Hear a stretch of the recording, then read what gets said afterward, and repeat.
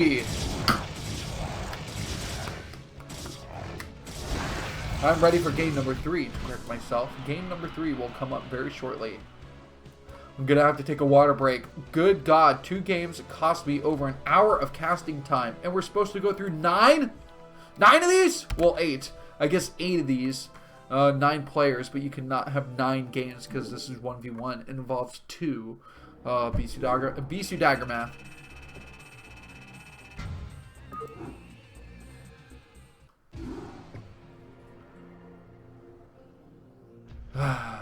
That is true. That is true, Storku. How the hell did Shuttle win that game? He went in beast mode.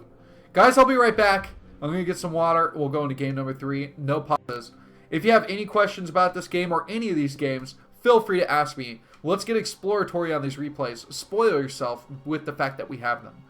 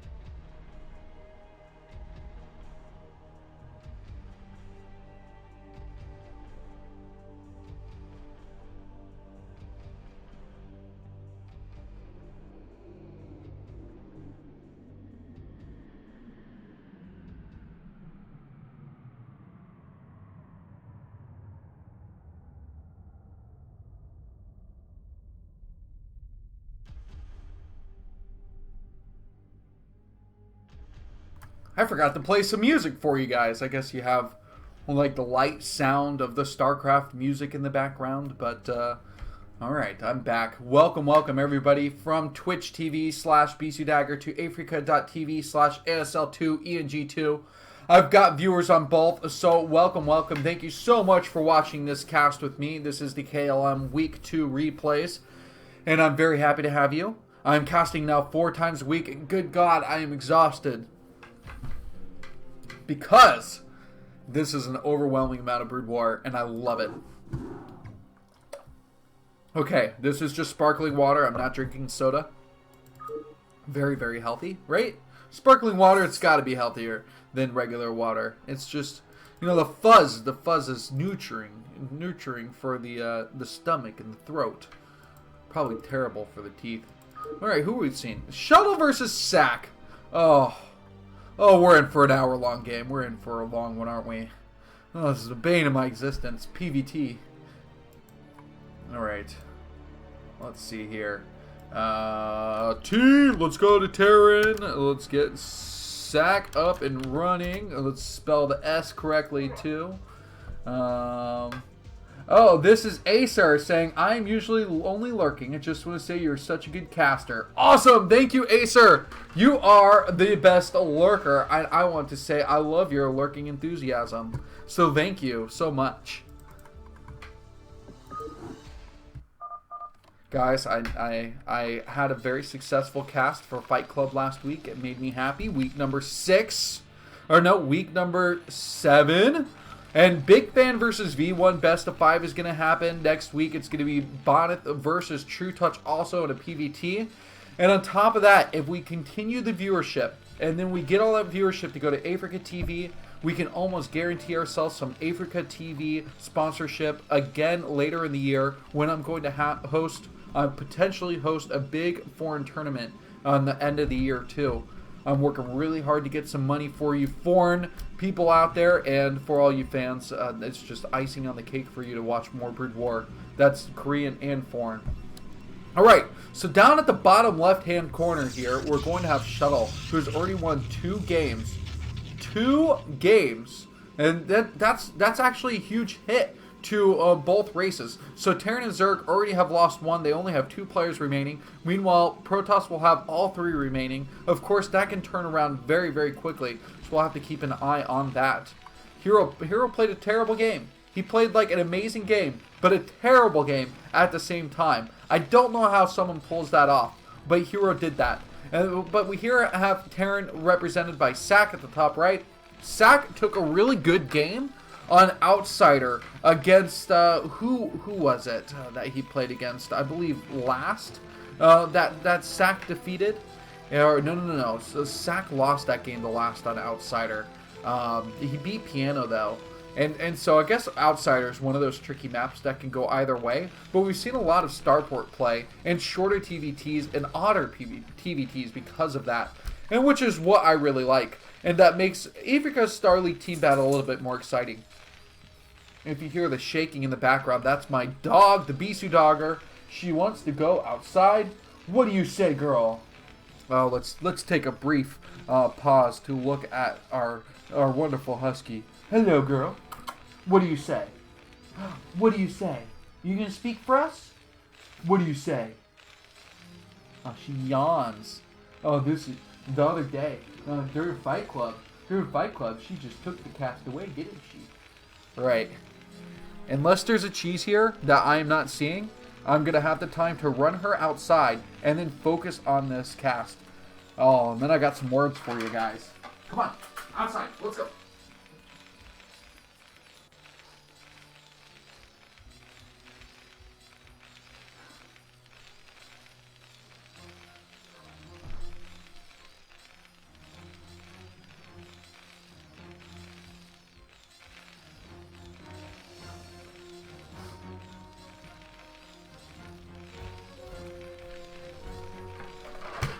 Alright, let's hope it can stay that way. Looks like an expansion. What is this? Oh, an engineering bay. An engineering bay being built at this location and canceled at this location to block the quick expansion that I guess he was anticipating. And so the Dragoon will come out. The Dragoon will kill it off eventually. But that's what happened. So anyway, you know, my dog during these casts, when she distracts me, is kind of like a preview of what's going to happen when my kid is born in June. And so I don't know how I'm going to handle it. I need like a baby crying filter. Do they have those? Is there a crying filter so that way that will not go through the sound of my microphone and only my voice will be heard? Because that will be perfect. I can talk through some crying. I mean, I will not get distracted by that. But I guess the baby does have some needs that I will have to attend to. We'll see. I mean, it's going to be fun. It'll be a blast trying to figure out how I'm going to continue to cast with the kid on the way. Artosis had a kid. He managed to handle it, right? It's not like he took his kid into the GSL studio, though, to sit there and watch StarCraft 2. But we know why he did that. I mean, no way is Artosis going to expose his kid to StarCraft 2 before he exposes his kid to StarCraft 1. But now that he cast StarCraft 1, the Africa Star League studio is perfect to take your kid into. And it's a much healthier environment now that Brood War is on their main stage, which is awesome, guys. By the way, two more Africa Star Leagues this year. I believe another team battle is going to happen. There's just so much Africa TV events that are going to happen. It's insane. It's insane. Okay, so a third guy was never taken off the gas. This is gonna be a strong factory play build that I'm anticipating from Sack. I like this. He's going to open up strong. The Nexus only now being taken despite the fact that engineering bay was killed off, a couple minutes ago at this point. That early Dragoon had killed it off in a nice, timely fashion. So, Shuttle was really strong in game number 1. And yes, there is an SSL on the way too. So, in game number 1, Shuttle did the same thing where he went for 3 gateways really fast. And his high Dragoon count actually allowed him to manage the battlefield really well, as he did lots of expansions. Blue Storm is a harder map for this, though. Blue Storm isn't going to be quite the same as, what was the first one? Neo Jade? Were we on? Yeah. So Neo Jade was split up really nicely for Shuttle, but Blue Storm is one of those harder maps. There's lots of good high ground advantage positions that you can get as a Terran player. There's harassment holes. I mean, there's just literally everything that you want to do as a Terran will work for you on Blue Storm, which is why we've seen Protoss players struggle a bit to win versus Terran, but win greatly versus Zerg. A very aggressive map, in my opinion. Alright, we can see that there's actually a Spider-Mine out here already. A Vulture out to do the initial scouting. This army being pulled back too. And maybe this Vulture, maybe we missed it. But I think that SAC got an idea of how many Dragoons were actually out and has determined it's not worth risking losing these 2 tanks early on, especially when I'm telling you he's gonna have a strong factory timing off these 2 bases. This could be 6 fact, so we'll just have to keep an eye on that. Let's see, did he get the gas? Yeah, he's mining from this gas too, and this looks very, very 6 fact-ish, which gets you so many tanks off of 2 bases. Also, let's keep a track on the SCV count. So the SCV count, in my opinion, if he is going to go 6 fact, will stop after he gets to 41 SCVs. So if he stops that, he's okay. He is consistently building from this main base command center too. Don't want to see that work account slack. Macro, so important to be at this high level for both players. Water break.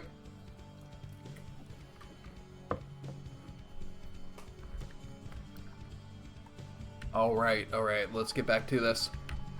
So these Dragoons are going to take the high ground advantage. I love that there's these Dragoons here that are not just sniffing around for spider mines, but checking in on these bases too. Because very quickly, Terran can just sneak away a base, and you're just like, well, you know, I didn't see it there. Now it's going to be really hard for me to engage it because there's a supply depot, a tank, and a command center. And SCVs being pulled could also defend very well. So you definitely want to keep tabs on all the additional expansions that SAC is going to try to take. So he's actually going for a 3rd base before building any more factories, which is odd to me. Because I thought he had a good timing to go more factory heavy with all the gas that he has early on. But this is what he's doing with his gas. He's got 2 armories, and so he's just going to push those armory upgrades very, very quickly, try and get mech strong, and he's actually adding this control tower here, because this is very SAC-esque. Getting that drop ship out and available, so that way you can have Vulture drops, is going to be very key. And in fact, while there is 1 scouting pylon over here, Vultures can get dropped and swooped in very easily. I've seen so often that Vultures will drop in. You see how he's got the scan here? So he's literally thinking what we're talking about. And he's going to drop in here, he's going to mine up over here, and then he's going to go straight in for the probes to try and kill them off. Meanwhile, oh, a nice pickup here. Not taking any damage. Oh my god, not taking any damage again. What? Okay, so not perfect micro. He does manage to block those Vultures in, but only takes a hit from 1 single Vulture. So some really nice control here. Meanwhile, these tanks are going to push out and try and gather up in the middle. If the tanks, this is 2-tiered high ground. So the tanks are going to take this initial position here to get at least a slight high ground position. But you want to go on top of this 2-tier tank, I wanted to say 2-tier cake. Oh my god, what am I thinking about desserts for? But anyway, this 2-tier terrain, get up here on this high ground, and then the tanks are in a very solid position. Meanwhile, let's keep an eye on this drop ship. Where is it? Did the drop ship come out yet? Oh, he's just going to science vessels right away. Very strange. I thought he had an opportunity to go for dropship play, but it seems that that's not what is going to happen. So siege tanks here are brutal. Very, very brutal. This is like the most BS thing possible. I'm going to pause for this because of how BS this is. Whoa. What's going on here? People having frame drops. Let's see.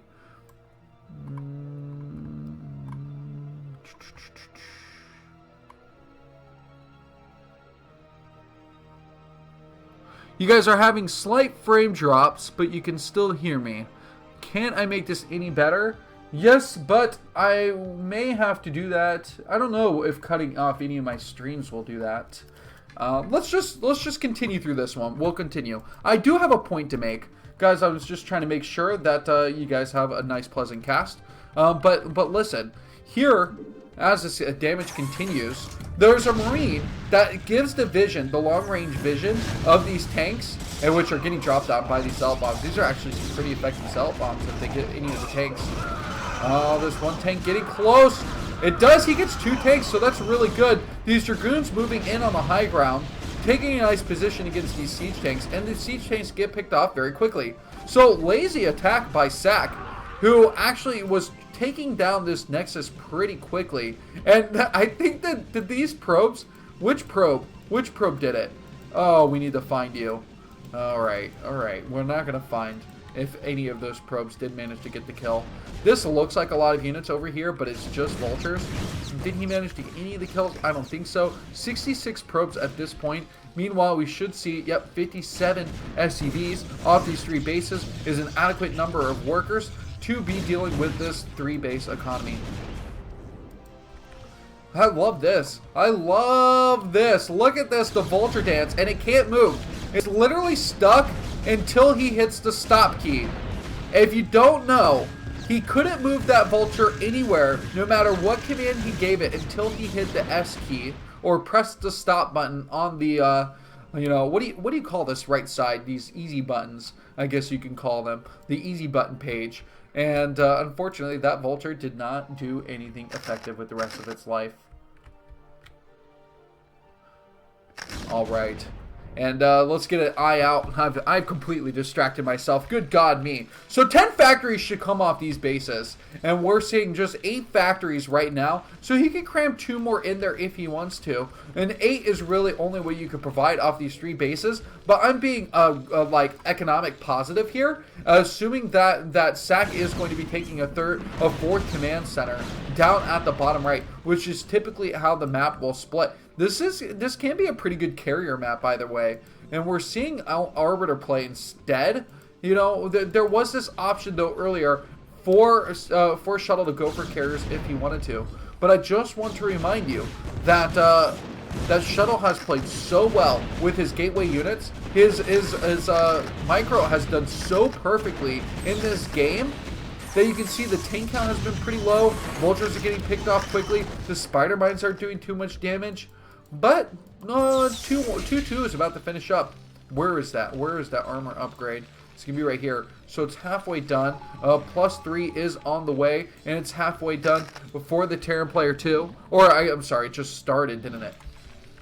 This is one of those slower ones. This is like watching paint dry in relations to like upgrades getting upgraded. +3 of anything is just so antagonizingly slow.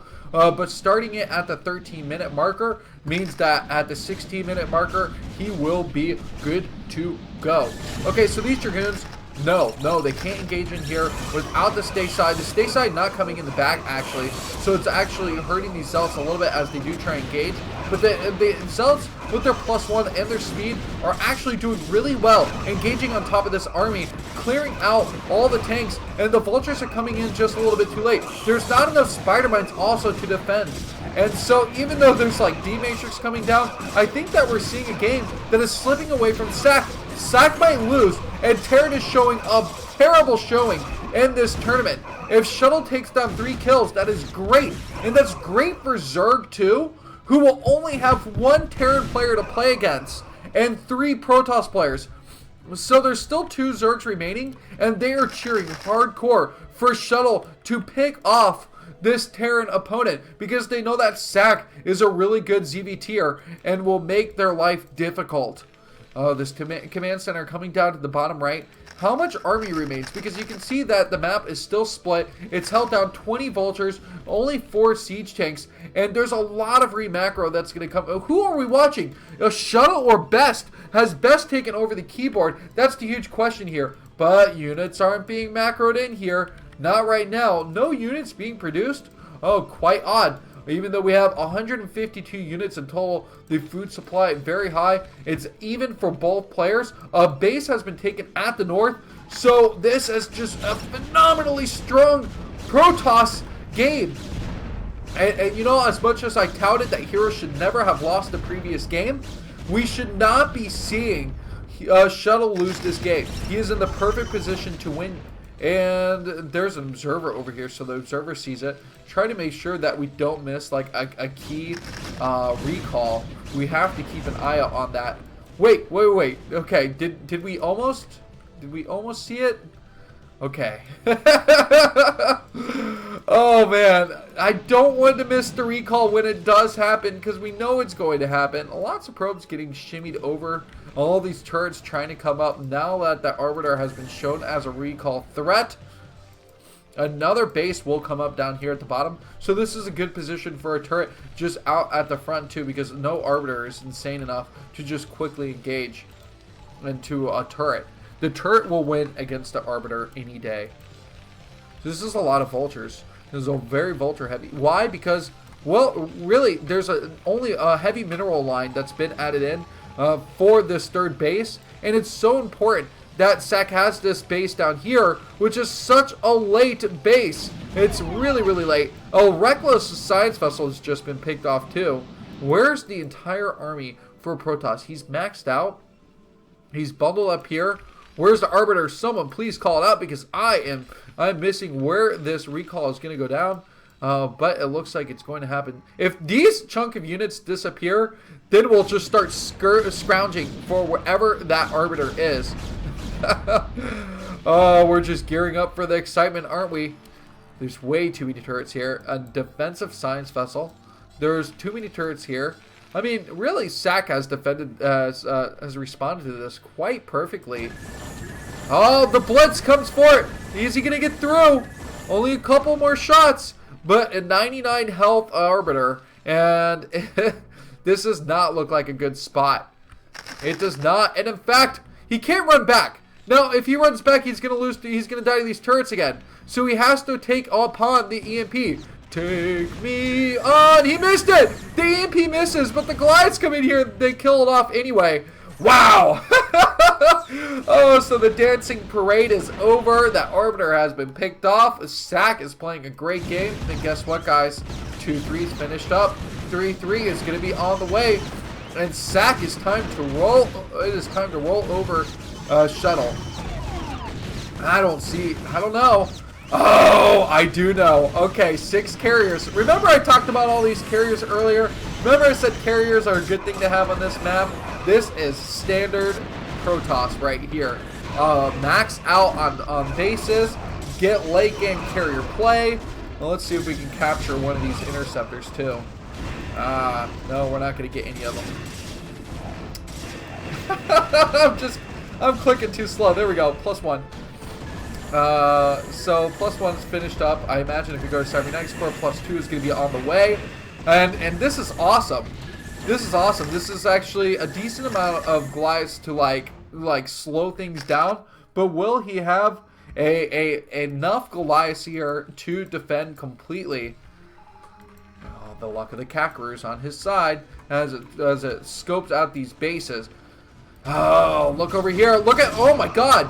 How many carriers did he get? Okay, so 7 carriers do remain. It looks like he at least got 1 by going in for this risky snipe. The Goliath's trying to come in from the back. This is absurd. So this carrier, I guess, micros itself away. Only takes a little bit of damage. It takes a bit of damage, let's be honest. Pretty surprising.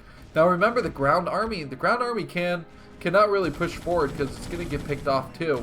SAC is in another pickle. And he's going to need a lot of Goliaths to get out of this pickle. He's literally stuck in a pickle jar. He's a pickle amongst other pickles. All right. Well, let's keep this cast kosher. So the Dragoons maxing in with this carrier army, and this is exactly how Bonnet has been winning both his PvPs versus Non and versus Koget. He's got a nice ground army of Dragoons to really engage with these units. It would be a nice distraction as Carrier Micro just perfectly goes in here to pick everything off. This is just a giant amount of carriers, and you don't really need more than 9 carriers. 9 is critical. And actually, if you start building too many carriers, then you're kind of weak in other areas. So doing 9 carriers along with a strong gateway army is absolutely perfect. His economy, by the way, 5,400 minerals. So he can really just recuperate his ground army and get a ton of zealots very, very quickly if he needs to. I think a carrier went down. That was a nice little snipe there, coming in and using the scan to pick off the observer too, trying to delay that vision. So Sack, he does a good job defending. You know what Terrans have done a good job of doing today? Dying very slowly. What minute are we in this game? 20 minutes? Jesus, let's get to game number 4 already. No one wants to give in. I guess it's admirable. Oh, this is a lot of 2 units that die here. Okay, so we have Arbiter Carrier.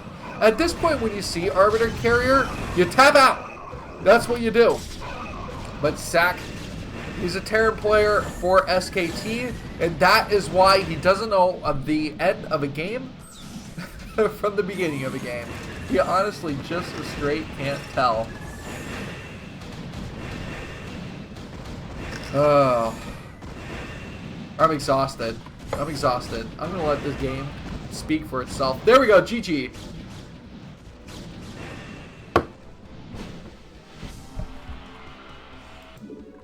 I was hoping to be done by 10:30.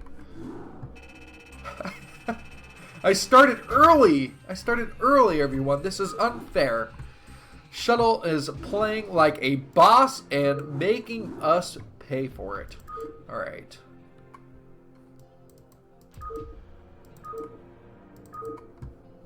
Blast versus Shuttle. It does make sense. That was game. Wait, that was game number 3? No, this doesn't make sense. Oh. Don't look. Don't listen to me. Oh, I suck. Oh, man. Alright, let's go ahead and fix the scores here. Oh, here, listen to this random-ass copyright-free song while I fix things.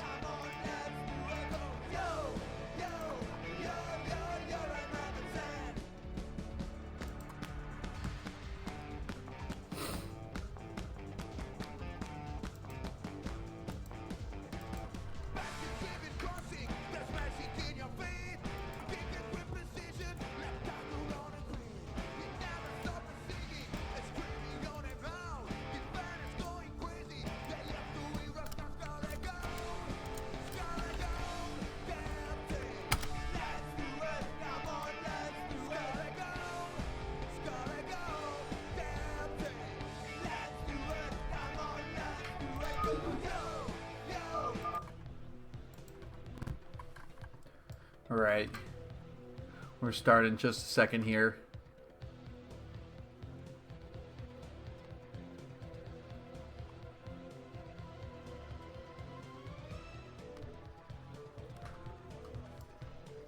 Okay, let's do this, guys.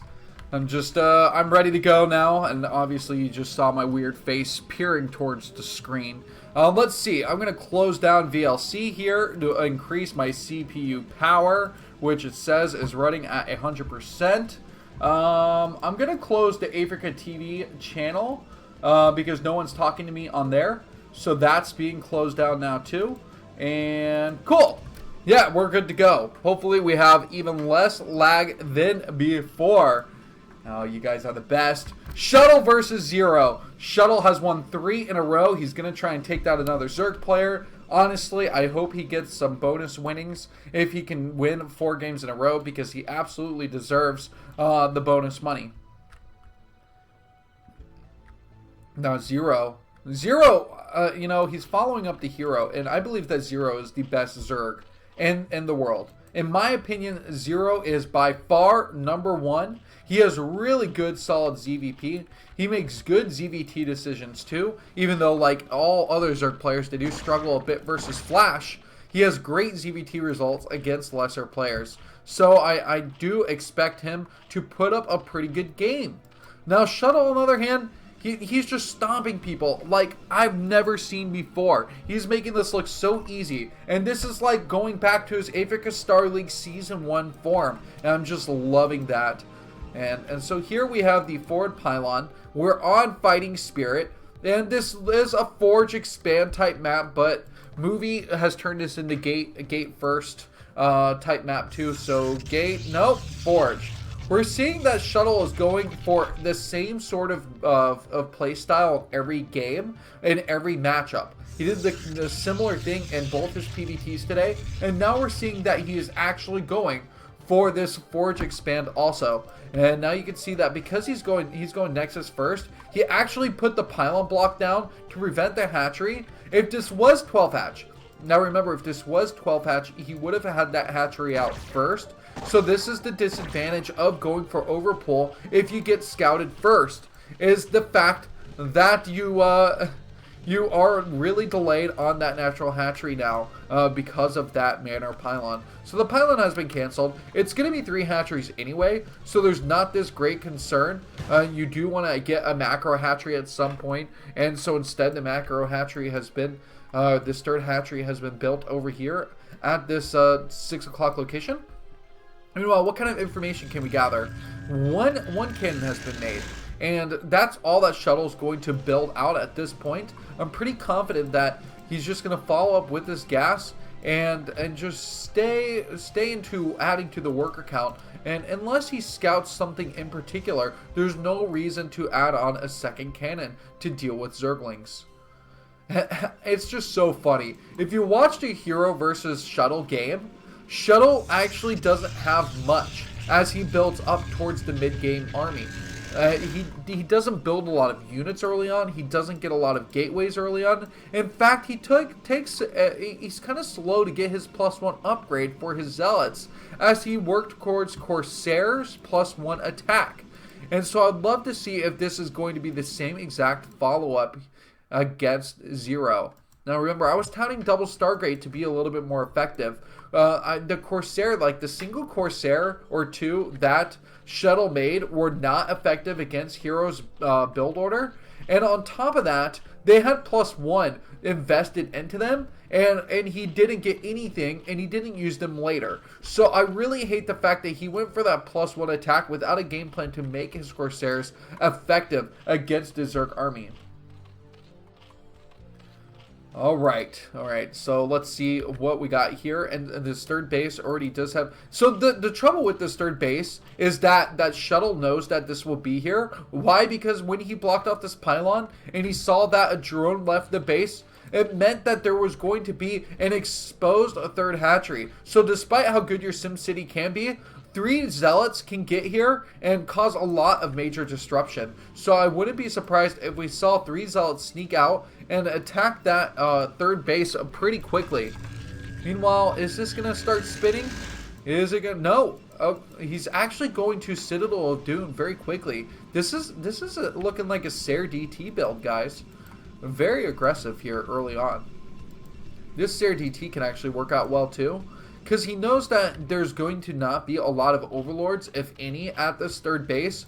What you generally see is one that slowly works its way over, or one that gets built here just at like the 50 supply marker. So keep an eye out. That overlord may appear, but even if it's just one, the hope is, as the Protoss player, to scare that overlord off with your Corsair and bust out DTs. So +1 on the way. That's still pretty standard. The Templar Archives is coming. A second gateway needs to come down regardless of the... okay, here it is. So I was wondering. So typically, you can either see a second gateway up here if you've built a more forward pylon. But I've seen a lot of Protoss players really enjoy the benefits of building this gateway down at this natural base, so units come out just a little bit quicker. So DT follow-up immediately. You can see DT here. And a Zealot. He's actually chosen only to do one DT. Meanwhile, let's look. We're only at this 39 food marker.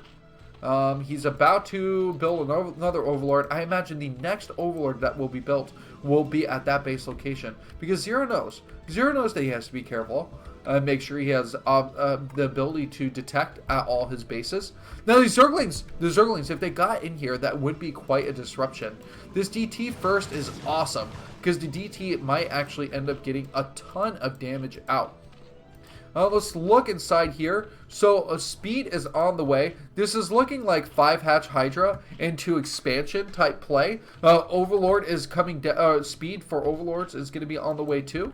And I wish it looked more like a speed type upgrade. But the Corsair is out, and this one Corsair is just going to be scouting for Overlords to make sure no damage does come down. So here it is. I'm not a liar. I just wanted to say that right here. Let's go back to play. 50 supply, Overlord built.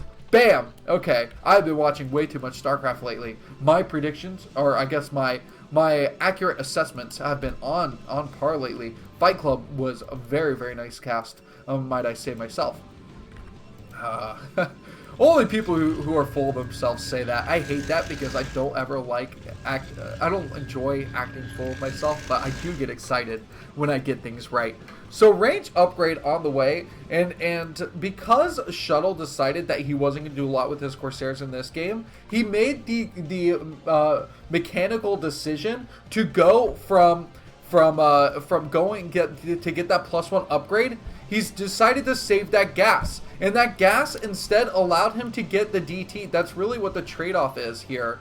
And did we lose track of the DT, or is it inside this base killing off everywhere? Where did that DT go? So there's one Dark Templar. Oh my. Brown on this map too is just the bane of my existence. We gotta hunt it down. So it is here. Guys, I don't know if you guys are colorblind impaired or not, but can you at least admit that seeing the brown on this, and this is worse, Brood War, if there's going to be Brood War HD, it needs to be Brood War in colorblind mode. That would be great. Just black versus white on the mini-map. Okay, so this is that 5-hatch pressure that you see out 3 bases typically. And so what Hero usually does, and what Zero will do here, is he's just going to try and control the space, because he knows that the High Templar were out pretty early.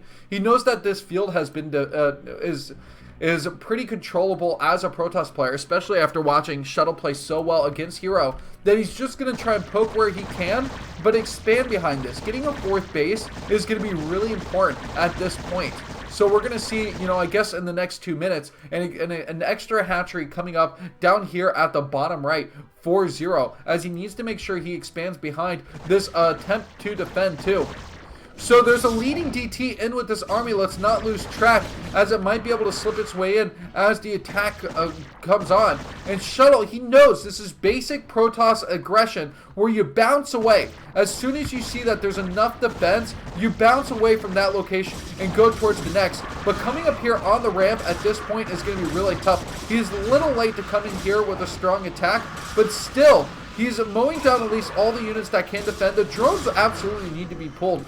43 drones, 43, and let's see, as that count is going to go really low, especially with these drones attacking Zealots. That's obviously something you don't want to see. Behind this though, these Hydros are trying to remove these units from play, but the Hydros are going to die from Zealots. They're not in a good spot to engage. His Protoss army is doing way too much damage.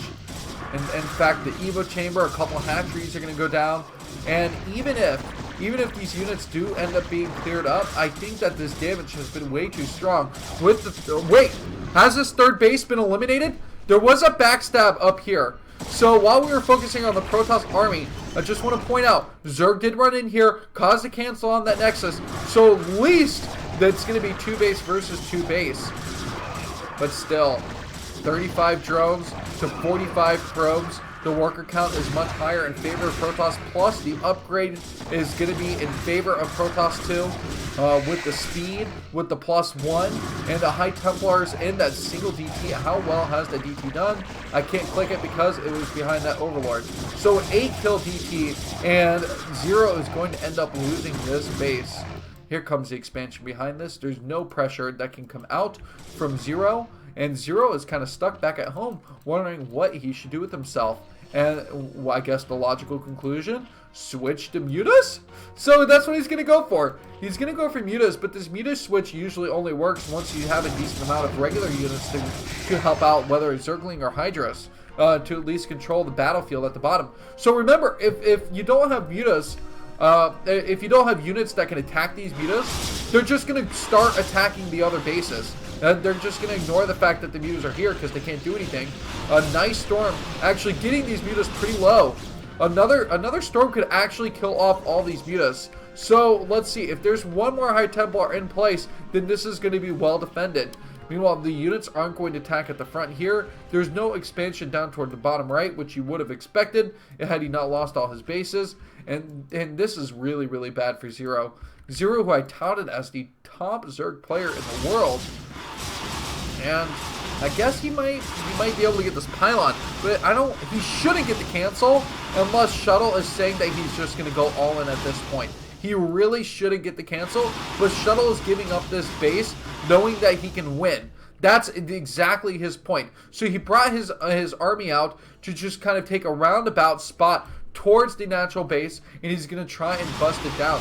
The fact that this Nexus isn't being defended should be scaring Zero a ton. Like, why is he giving up this all-important third base? Oh, that's right, because I'm going to lose everything at my natural.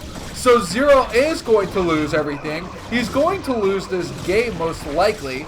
There's a lot of weak Mutalisks, a lot of weak ones. Of course, I can click on the one in this stack that has some decent health.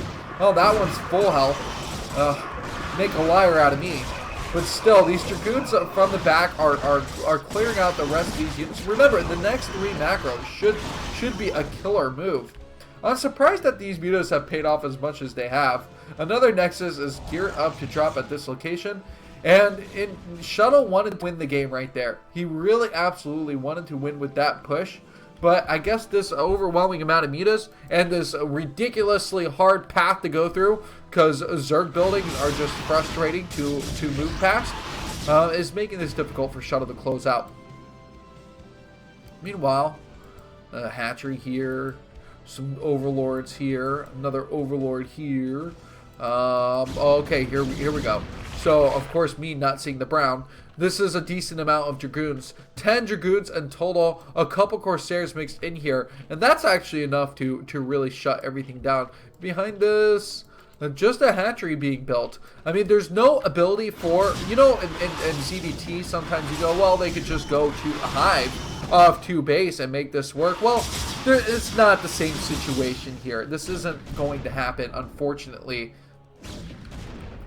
Shuttle's got way too many Dragoons now. 14 Dragoons. Now, Dragoons actually don't do a lot of damage on Mutalisks. They don't. They simply don't. Their balls, their electrical balls are just duds.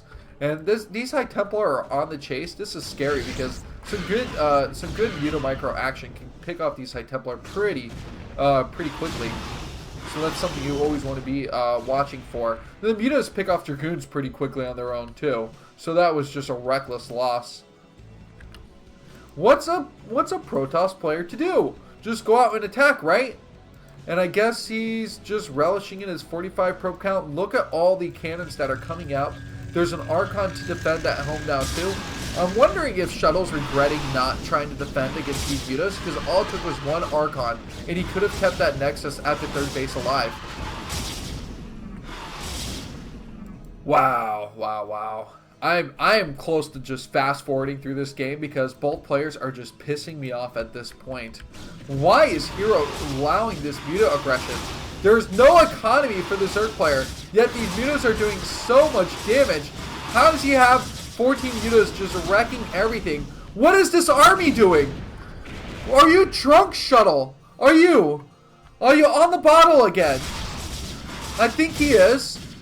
And, okay, well, his armor upgrade about to finish. God, well, he's going to be +1 again and +3. He's going to be 1-3. 1-3. He's about to jump up to 26. Okay? This is an absurd amount of damage. There's no bases taken for Zero, who's just like, well, this is like a ZVZ. This is completely regular. I'm so close to just smashing my screen in. Oh, let's all take a break. This is my water break, so we could go into game number 5 right after this.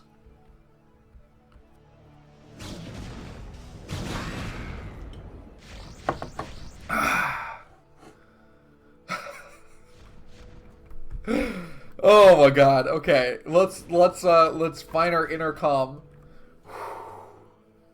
Ooh-sa. Ooh-sa. Goose flaba. No way. If he loses this, the shuttle should be banned from all future tournaments. All future tournaments. That Archon lived a sad life. Okay, the Corsairs are going to clean this up. There's no more mutas left. There's literally no more mutas left. Ah, GG. That was a rough one, guys. My patience. I wanted to be done in 3 minutes. But F you guys. Not you, but you replay guys here.